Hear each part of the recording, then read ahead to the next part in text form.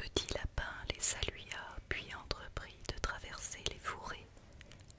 Mais ceux-ci étaient touffus et pleins de ronces, et la brèche, bien trop étroite, malgré tous ses efforts, Petit Lapin resta coincé. Un ours vint à passer. Il eut pitié de lui et l'attrapa par les pattes et le tira pour le dégager. Aïe, s'écria Petit Lapin. Excuse-moi, répondit l'ours d'un ton aimable. Viens donc chez moi te remettre de tes émotions.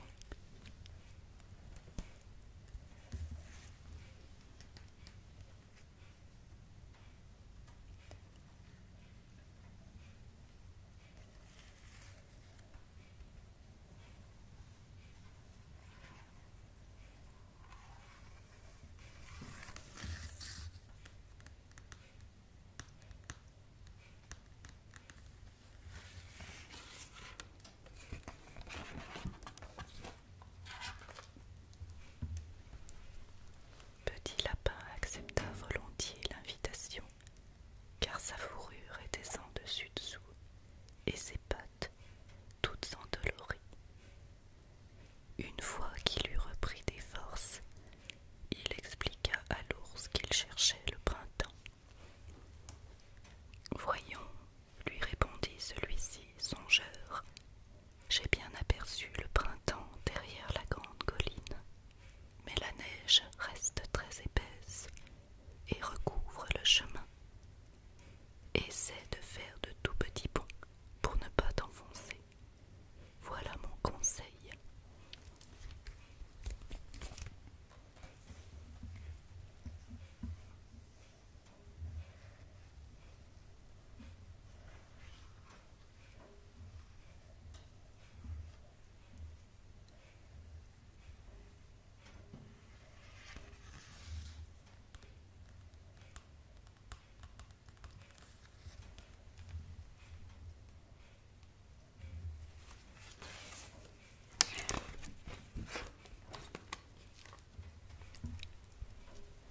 Petit Lapin marchait déjà depuis longtemps lorsque les premiers flocons se mirent à tomber. Oh non, glapit-il, j'espère que cela ne va pas durer. L'hiver a été si long et pourtant je ne vois toujours pas le moindre signe du printemps. Petit Lapin baissa la tête et, tristement, se remit en route.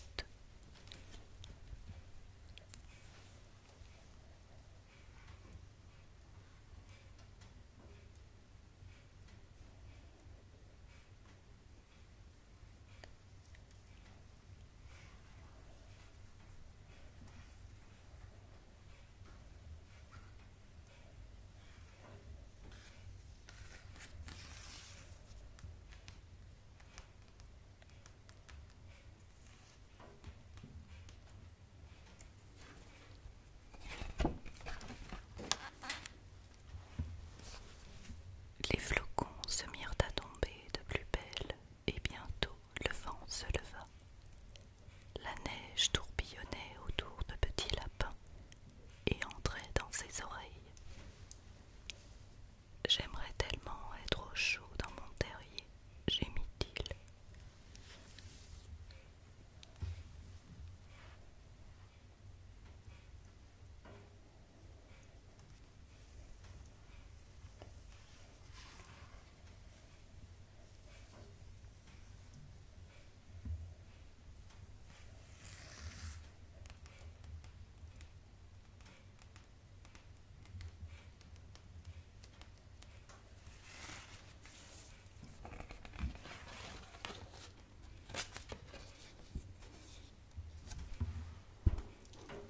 Lorsqu'il fut trop fatigué pour continuer, Petit Lapin s'installa dans un creux douillet pour se reposer. Je vais attendre ici que le vent se calme, pensa-t-il, tandis qu'il se roulait en boule, et en un clin d'œil, il s'endormit.